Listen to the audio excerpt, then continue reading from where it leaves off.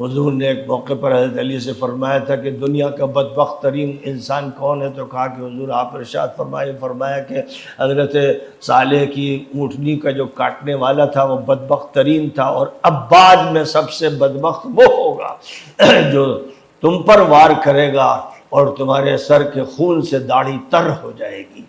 دیکھیے یہ ایک روایت پیش کر رہے ہیں، اور اس روایت میں جو ہے محدثین اس کو حسن لغیری کا، تو اس روایت میں پیشن گوئی ہے کہ علی رضی اللہ تعالیٰ عنہ کی شہادت ہوگی، کوئی ان پر وار کرے گا، اور پوری دنیا جانتی ہے کہ وار کرنے والا کون ہے، پکڑا گیا، گرفتار کیا گیا، اور اس پہ حد بھی نافذ کی گئی، قصاص میں اس کو قتل بھی کیا گیا، یہ سب جانتے ہیں۔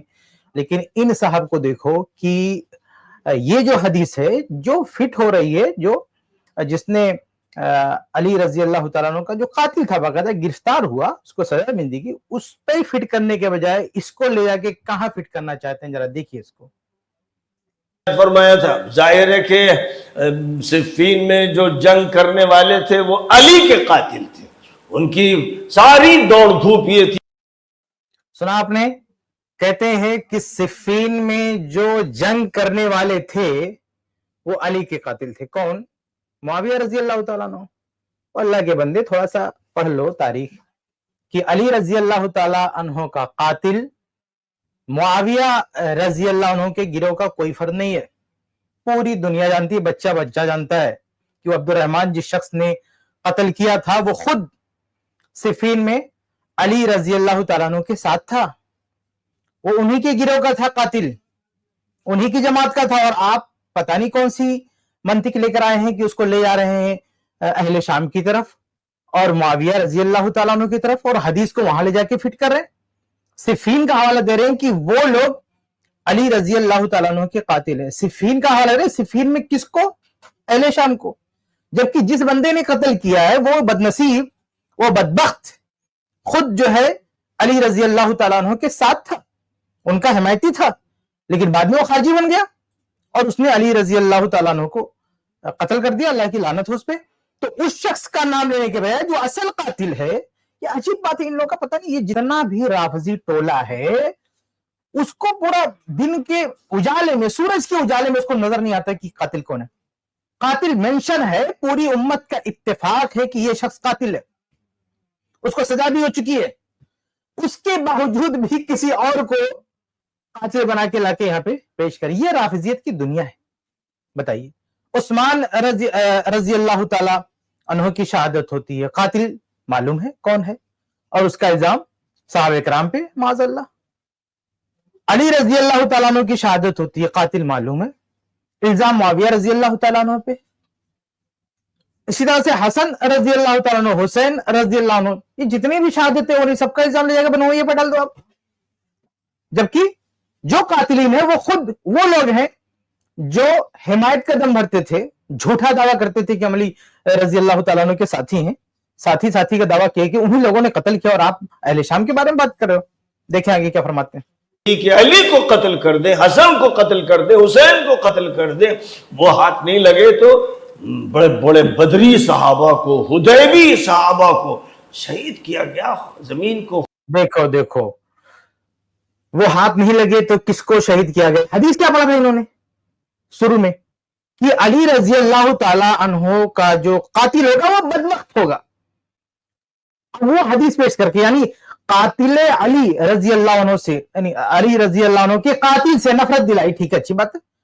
پھر وہ حدیث مینشن کر کے آپ کو لانا چاہیے تھا نا سامنے جو اصل جو قاتل ہے، آپ وہ حدیث پڑھ کے پھر یہاں پہ آ جاتے ہیں اہل شام پہ اور کہتے ہیں کہ وہ لوگ قتل کرنا چاہتے تھے۔ اللہ اس کو ہدایت دے، یعنی حالانکہ یہ بھی جھوٹ ہے کہ قتل کرنا چاہتے تھے، یہ شخص کہنا چاہتا ہے کہ وہ قتل کرنا چاہتے تھے نہیں کر پائے، اس لیے حدیث ان پہ فٹ ہوگی۔ جو بندہ قتل کیا، قتل کرنا چاہتا تھا، قتل کیا، کامیاب ہوا قتل میں، بعد میں پکڑا گیا، مارا گیا، اس پہ حدیث نہیں فٹ ہوگی۔ یہ حدیث لاؤ گے آپ معاویہ پہ فٹ کرو گے، اب اس کے بعد کہنے کہ نہیں وہ کامیاب نہیں ہو پائے، علی رضی اللہ تعالیٰ عنہ کو قتل کرنے میں کام نہیں۔ اہل صفین میں سے، معاویہ اہل شام میں سے کسی بھی صحابی، معاویہ رضی اللہ تعالیٰ عنہ، عمرو بن عاص रजी अल्लाह अन्हु, अब्दुल्लाह बिन अमर हो, जितने भी साहबा हैं, किसी साहबी का ये इरादा नहीं था, किसी की नीयत नहीं थी कि हम अली रजी अल्लाह तआला अन्हु का कत्ल करें, माज़अल्लाह, ऐसा कुछ भी नहीं था। लेकिन अच्छा, ये इन्होंने ये भी क्या कहा कि यो हुदैबी साहबे बड़े बड़े साहबा को कत्ल कर दिया, यानी अली रजी अल्लाह तआला अन्हु को तो कत्ल नहीं कर पाए, लेकिन बड़े बड़े साहबा को कत्ल कर दिया। यानी ये बताना ही चाहते हैं कि साहबा की बहुत बड़ी तादाद, हुदैबी साहबा या बदरी साहबा, बड़े बड़े साहबा इसमें मौजूद हैं। हालांकि ताबईन का ये बयान है कि दोनों जंगों में मिला के, जंग जमल और सिफीन, दोनों में मिला के भी जितने सहाबा शरीक थे उनकी तादाद 30 तक नहीं पहुंचती है। यानी ये सिफीन में दोनों फरीक के सहाबा आप मिलाएं, जो अली रजी अल्लाह अन्हु के साथ थे और जो मुआविया रजी अल्लाह अन्हु के साथ थे, दोनों तरफ के सहाबा को मिलाने के बाद भी तादाद 20 तक नहीं पहुंचती है, 30 तक नहीं पहुंचती है, उससे अंदर ही रहती है। और ये इस अंदाज से बयान करें, ऐसा लग रहा है कि अहले शाम ने सारे साहबे कराम को कत्ल कर दिया, माज़अल्लाह, वो भी हुदैबी साहबा को। भाई अली रजी अल्लाह अन्हु के गिरोह में आप मुश्किल से जो सीनियर साहबा हैं, बड़े साहबा हैं, बदरी या हुदैबी, 3 से ज्यादा आप नाम नहीं ला सकते। एक खुद अली रजी अल्लाह तआला अन्हु, दूसरे अम्मार रजी अल्लाह तआला अन्हु, और तीसरे सहल रजी अल्लाह अन्हु। इन 3 के अलावा हमें तो नहीं मालूम है कि और कोई सीनियर बड़े साहबी उसमें शरीक रहे। हाँ, हसन रजी अल्लाह अन्हु है, हुसैन रजी अल्लाह अन्हु है, ये दूसरे साहबा हैं, लेकिन वो जो किबार साहबा हैं, बड़े बड़े साहबा हैं, उसमें से 3 के अलावा बाकी किसी का नाम रिवायतों में नहीं मिलता है। लेकिन ये इस अंदाज से पेश करते हैं, ऐसा लग रहा है कि बहुत बड़ी तादाद, सीनियर साहबा की बड़ी तादाद उसमें जो है शामिल थी। ऐसा हरगिज नहीं है। आगे देखते हैं। खून से रंगीन कर दिया गया और बुजुर्ग ताबीन को, अजिल्ले ताबीन को, रब्बानी ताबीन को बेदर्द कत्ल किया गया। और मुझे तो बहुत ताज्जुब हुआ कि मैंने एक बयान में सुना कि इज्तिहादी खता थी। अब ये हदीस पढ़ा इन्होंने शुरू में, और फिर अहले शाम पर सब जाके पलट दिया कि उन्होंने कत्ल किया, ये किया, वो किया। हालांकि कोई सबूत नहीं, कोई हवाला नहीं, कोई दलील नहीं, बस जैसे जो मुहर्रम के जाकिर लोग होते हैं, स्टेज पे बैठ के जो मुंह में आता बोलते चले जाते हैं, ऐसे इनका मसला है कि इन्होंने जो है कैमरा चालू कर लिया है, सामने बैठ गए हैं और बोलते चले गए, कोई हवाला नहीं, कोई दलील नहीं। अब आगे देखिए क्या कहने जा रहे हैं, बड़ी ही अजीब गरीब बात है, सुने आप आगे क्या कहना चाहते हैं। तो फिर नबी सल्लल्लाहु अलैहि वसल्लम के साथ ओहद के सिलसिले के मशवरे में जो सहाबा शरीक थे मस्जिद नबवी में, एक देखिए असल में कुछ लोगों ने कहा है कि सिफीन में मुआविया रजी अल्लाह अन्हु और अली रजी अल्लाह अन्हु दोनों के बीच में जो इख्तिलाफ हुआ, इसमें अली रजी अल्लाह अन्हु हक पर थे और मुआविया रजी अल्लाह ताला अन्हु को इज्तिहादी खता जो है के शिकार हुए, वो इज्तिहादी जो है गलती पर थे, ये कहना चाहते हैं। यकीनन बहुत सारे अहले इल्म ने बात की है, बात के अहले इल्म ने, लेकिन याद रहे कि शुरू के जो आप देखेंगे जो सलफ थे, सहाबा थे, तो उनके बीच में जो इख्तिलाफ था, आप देख सकते हैं कि इब्न तैमिया रहमतुल्लाह ने भी उस पर जिक्र किया है, उस पर तबसरा किया है। इमाम इब्न हज़्म रहमतुल्लाह ने भी अल मुहल्ला में जिक्र किया है, और इमाम इब्न हज़्म रहमतुल्लाह ने जो सहाबा के जो मौक़िफ़ का जिक्र किया है, उसमें यह जिक्र किया है कि कुछ सहाबा अली रजी अल्लाह तआला अन्हु को हक पर समझते थे और कुछ सहाबा मुआविया रजी अल्लाह तआला अन्हु को हक पर समझते थे, और कुछ सहाबा मतलब दोनों से अलग थे। तो ऐसा नहीं है जिस तरह से आप ये कहना चाहते हैं ना कि पहले तो उसको इज्तिहादी खता अमीर मुआविया रजी अल्लाह तआला अन्हु की तरफ मंसूब करें और फिर उसको भी काउंटर करने जा रहे हैं हजरत। भाई इज्तिहादी खता को काउंटर करना तो बहुत दूर की बात है, आप सलफ से साबित कीजिए कि सलफ ने मुआविया रजी अल्लाह तआला अन्हु को इज्तिहादी खता का फैसला कर दिया है। भाई ये कानून है, ये उसूल है कि अल मुज्तहिद कद युख्ती व युसीब, मुज्तहिद से गलती होती है, उससे गलती भी आती है और सही तक भी पहुंचता है। लेकिन सहाबा में अगर इस दोनों तरफ से इज्तिहाद हुआ, अली रजी अल्लाह तआला अन्हु सिफीन में आए हैं, मुआविया आए हैं, इनमें से किसी ने, अली रजी अल्लाह या मुआविया, किसी ने यह नहीं कहा कि हमारे सामने कोई नस है उस बुनियाद पर हम आए, बल्कि सुनन नबी दाऊद की रवायत है कि अली रजी अल्लाह तआला अन्हु से जब पूछा गया कि आप जो लड़ने के लिए जा रहे हैं तो आपके पास कोई नस है, उन्होंने कहा नहीं, ये हमारा इज्तिहाद है, ये हमारी राय है। अली रजी अल्लाह ताला खुद अपने इकदाम को अपनी राय करार दे रहे हैं, कोई नस नहीं बता रहे। मुआविया रजी अल्लाह ताला अन्हु का भी इज्तिहाद है, दोनों तरफ इज्तिहाद है। इन दोनों तरफ के इज्तिहाद में आप कौन होते फैसला करने वाले कि अली रजी अल्लाह ताला अन्हु हक पर थे और मुआविया की इज्तिहादी खता थी? ये पावर, ये इख्तियार आपको किसने दिया? हम इब्न तैमिया रहमतुल्लाह की बात इसमें बहुत बेहतर है। वो कहते हैं वो जो हदीस है अल्लाह के नबी सल्लल्लाहु अलैहि वसल्लम की कि मेरी उम्मत में दो गिरोह हो जाएगा और उसमें अक़रब इलल हक वो होगा जो खवारिज से क़िताल करेगा। तो अली रजी अल्लाह ताला अन्हु अक़रब इलल हक है, कोई शक नहीं। आप ये कहें हदीस की बुनियाद पर, कोई मसला नहीं कि अक़रब इलल हक है, लेकिन वही हदीस जब अक़रब इलल हक अली रज़ी अल्लाह के ग्रुप को बता रही है तो फिर वही हदीस से इशारा होता है कि मुआविया रजी अल्लाह ताला अन्हु भी हक से करीब है। मुआविया भी हक से करीब है, अली रजी अल्लाह ताला अन्हु भी करीब है, दोनों करीब है, लेकिन अली रजी अल्लाह अन्हु बनिस्बत मुआविया के अक़रब है। हदीस की रोशनी में आप ये कह सकते हैं मुहाकमा करने का हक आपको नहीं है। आप ये कहते हैं कि नहीं बस उनकी डायरेक्ट बोलते नहीं, उनकी इज्तिहादी गलती थी। ये इज्तिहादी गलती को हजरत काउंटर करने जा रहे हैं। काउंटर करना बहुत दूर की बात है, इज्तिहादी गलती साबित तो कीजिए। आप कौन होते हैं इज्तिहादी गलती पर उनको बताने वाले? रिवायतों में अक़रब इलल हक कहा गया अली रजी अल्लाह ताला अन्हु को, इशारा है कि मुआविया रजी अल्लाह ताला अन्हु भी हक के करीब थे। इसलिए आप उसमें मुहाकमा मत कीजिए। सहाबा के बीच में आपके पास कहां से वही आई कि मुआविया रजी अल्लाह ताला अन्हु की इज्तिहादी गलती थी? ये आपको किसने बताया? कोई नस है आपके पास? कोई कुरान की आयत है आपके पास? कोई हदीस है आपके पास? या उस दौर के लोगों का कोई इजमा है आपके पास? कोई वही आया आपके पास? किसने आपको यह हक दिया ये कहने का कि नहीं वो उनकी जो है इज्तिहादी खता की? हमें मालूम है कि बाद के उलमा ने कहा है, लेकिन ये उलमा का अपना अपना नजरिया है। उस वक्त के लोगों का ये नजरिया नहीं था कि सबने इस पे इत्तेफाक कर लिया कि नहीं हमको जो है गलत मानते हैं। नहीं, हदीस जो इशारा करती उस पर आप ईमान लाइए। हम भी ईमान लाते कि मुआविया रजी अल्लाह ताला अन्हु हक से करीब और अली रजी अल्लाह अन्हु हक से अक़रब है। अच्छा, अब ये जब हम करीब और अक़रब की बात करते हैं ना, तो एक बंदा जो है वो उछल उछल के कहता है कि भाई ये हक से करीब है और ये अक़रब है, तो हक में कौन है? हक वाला कहां गया जो मुकम्मल हक है? तो उसमें देखिए एक तीसरा गिरोह भी था सहाबा का, साद बिन नबी वक्कास रजी अल्लाह ताला अन्हु का, जो उस वक्त सहाबा में अली और दूसरे जो सहाबा हैं, यानी अली रजी अल्लाह के बाद सबसे सीनियर सहाबी वही थे अशरे मुबशरा में से। तो साद बिन नबी वक्कास रजी अल्लाह अन्हु का मौक़िफ़ यह था कि हम जो है क़िताल नहीं करेंगे और इसमें हम किसी का साथ नहीं देंगे। और इनसे जब कोई पूछता था, बात करता था, तो ये बाकायदा ये और इनके साथ जितने गिरोह थे उस वक्त जो उलमा थे, अबू हुरैरा रजी अल्लाह ताला अन्हु, अब्दुल्लाह बिन उमर रजी अल्लाह ताला अन्हु, जितने भी अहले इल्म थे, और हत्ता कि अहले बैत में से उसामा बिन ज़ैद रजी अल्लाह ताला अन्हु, सबका यही मौक़िफ़ था कि हम लड़ाई में हिस्सा नहीं लेंगे। और जब इनसे कोई पूछता था तो ये बाकायदा हदीसें पेश करते थे कि अल्लाह के नबी सल्लल्लाहु अलैहि वसल्लम ने यही रहनुमाई की, यही हिदायत दी है कि ऐसे फितने रुनुमा होंगे तो अपने आप को घरों में बंद कर लेना। ये वो सहाबा हैं जो बराह रास्त हदीस पेश करके अपने मौक़िफ़ पर उससे इस्तेलाल करते थे। इन सहाबा के बरक्स चाहे वो अली हो या मुआविया रजी अल्लाह अन्हुमा, इन दोनों में से किसी ने हदीस नहीं पेश की कि हमें लड़ने जा रहे हैं और हमारे हक में कोई हदीस है। पूछने पर भी उन्होंने कहा ये हमारी राय, हमारा इज्तिहाद है।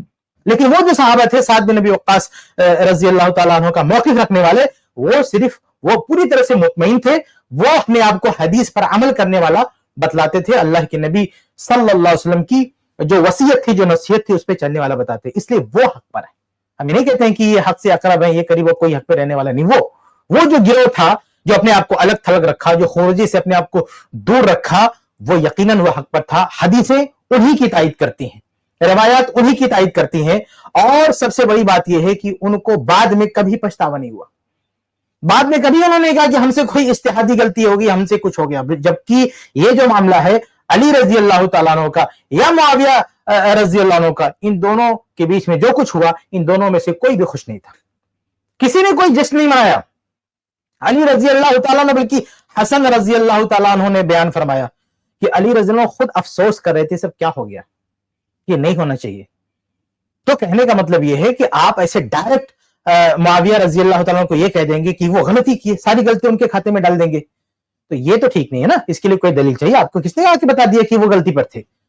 हदीस की रोशनी में इतना कह सकते हैं कि वो जो है ये दोनों गिरोह हक पर था, लेकिन मुआविया रज़ी हक से करीब थे और अली रजी अल्लाह अन्हु हक से अक़रब थे। जो बाकायदा नस है, हदीस है, उसके मुताबिक आप बात कीजिए, कोई मसला नहीं। लेकिन पूरी गलती उठा के معاویہ رضی اللہ عنہ کو ایک طرفہ آپ خطاکار بتا دیں گے کہ اجتہادی غلطی ہے, اور وہ بھی آپ تو اجتہادی غلطی بھی نہیں مان رہے, وہ تو دوسرے علماء کہتے ہیں کہ اجتہادی غلطی ہے, لیکن آپ کا معاملہ تو کچھ اور ہی ہے. دیکھیے جو سلف کا موقف ہے نا کہ صحابہ کے مشاجرات میں خاموش رہنا چاہیے, تو اس خاموشی کا تقاضا یہ کہ آپ یہ جو محاکمہ بھی نہیں کر سکتے کہ یہ جو ہے اجتہادی غلطی ہے, آپ چپ رہیے نا, زبان بند رکھیے. آپ دیکھیے کہ سعد بن ابی وقاص رضی اللہ تعالیٰ عنہ اور ان کے گروہ کے جتنے لوگ تھے, جب یہ جنگیں ختم ہو گئی تو ان سے پوچھا جاتا تھا کہ آپ کی رائے کس کی طرف ہے, آپ کی نظر میں کون غلط ہے. واللہ وہ گرچہ اپنے موقف کو صحیح سمجھتے تھے, لیکن اس کے باوجود بھی چاہے علی رضی اللہ تعالیٰ عنہ ہو چاہے معاویہ ہو, ان دونوں میں سے کسی کے بارے میں زبان نہیں کھولتے تھے.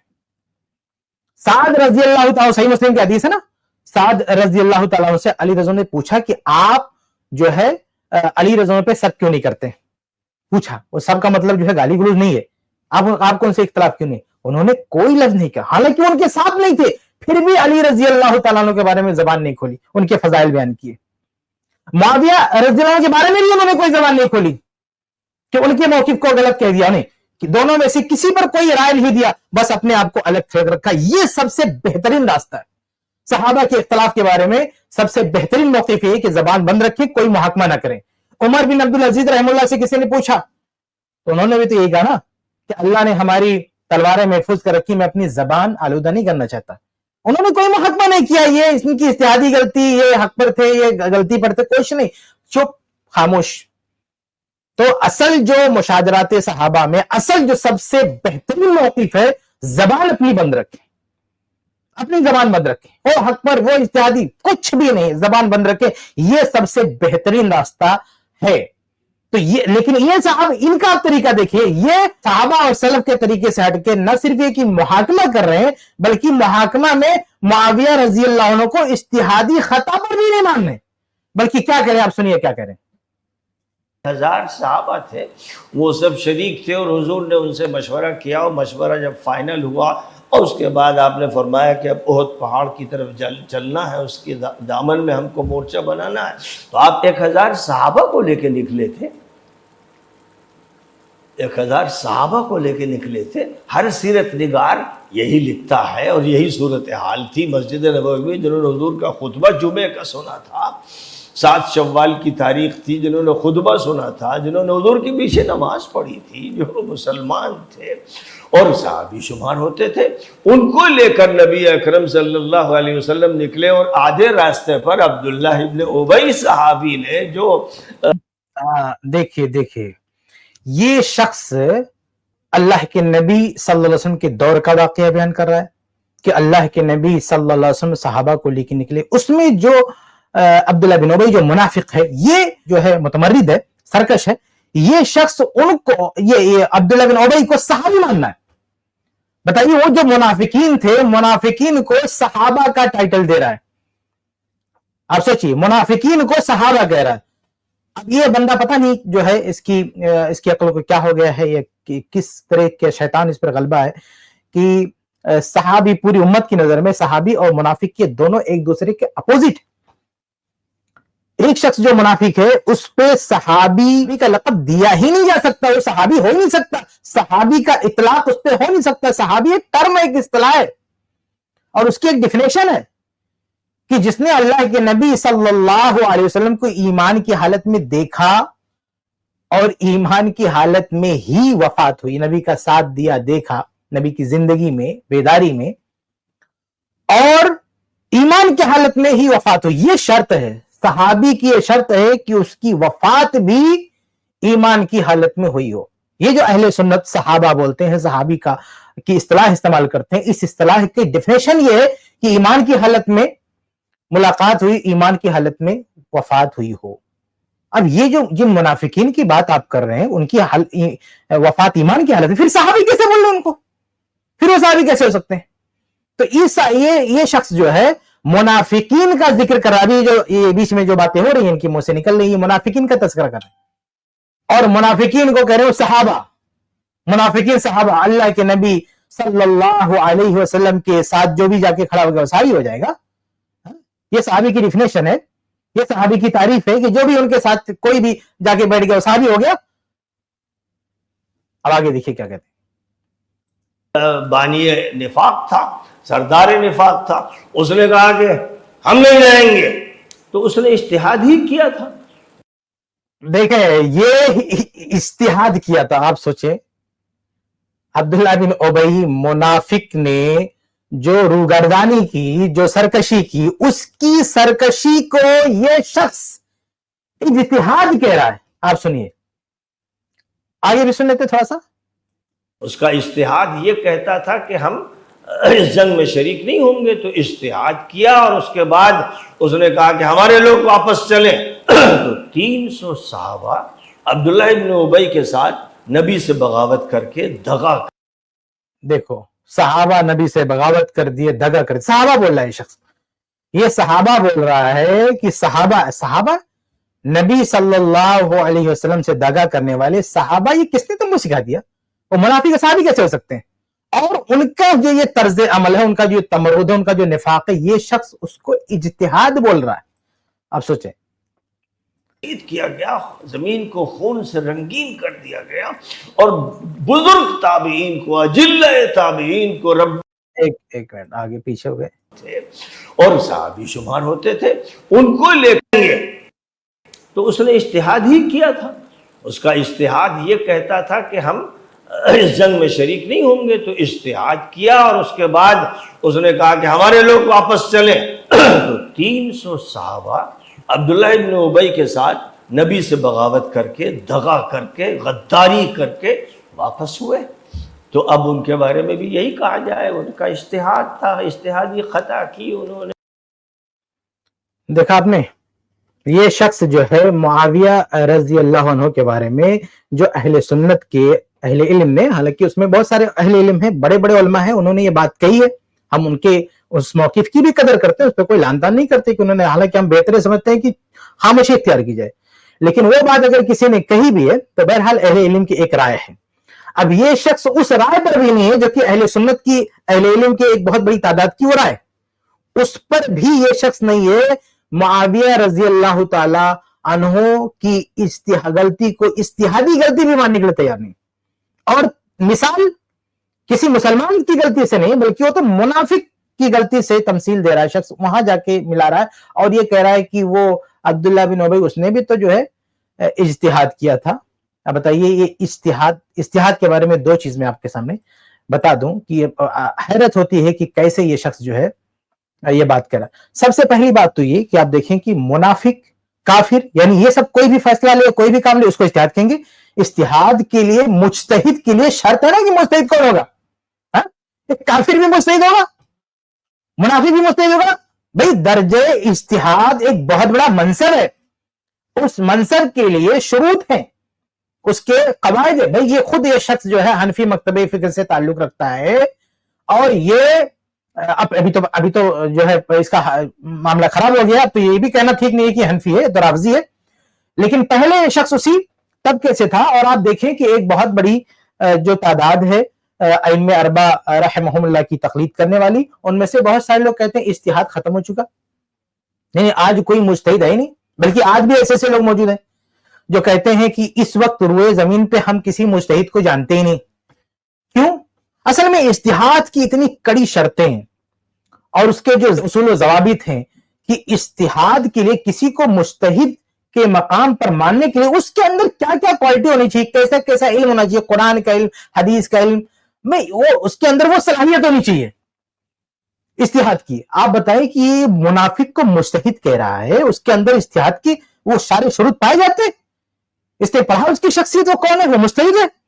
اور سب سے بڑی بات، جب اللہ کے نبی صلی اللہ علیہ وسلم نے کلیئر کر دیا، جب اوپن ہو گیا اس کا پورا معاملہ کہ یہ شخص منافق ہے، تو جس پر نفاق کی مہر لگ گئی اور جو پوری طرح سے کھلم کھلا جس کو ڈکلیئر کر دیا کہ یہ شخص منافق ہے، صحابہ کے علم میں آ چکا کہ یہ شخص منافق ہے، اور پورے مسلمان جانتے ہیں کہ وہ شخص منافق ہے، اس کے باوجود بھی اس کو مجتہد کہنا، اس کو پاگل پن کہیں یا گمراہی کہیں، ضلالت کہیں.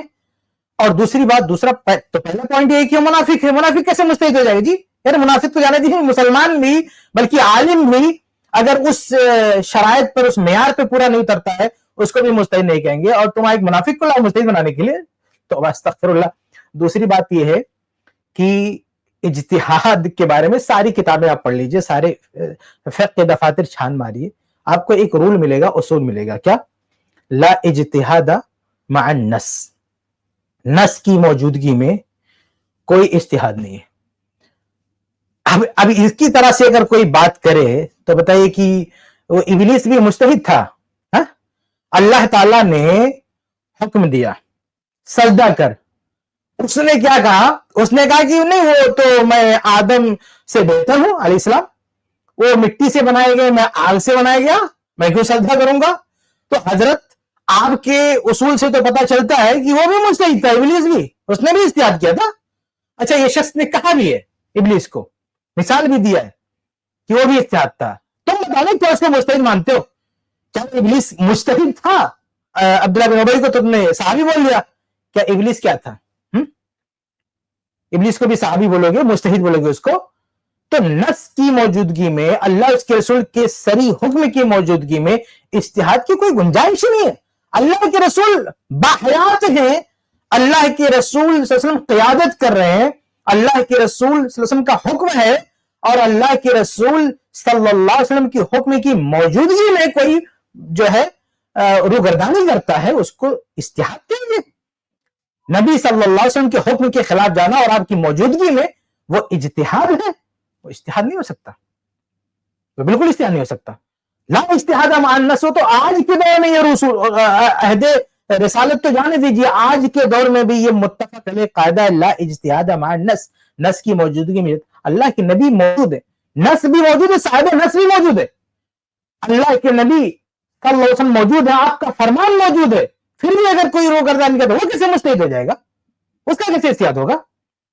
اس کے سامنے نبی موجود ہے، نبی کا فرمان موجود ہے، یہ کون سا اجتہاد ہے؟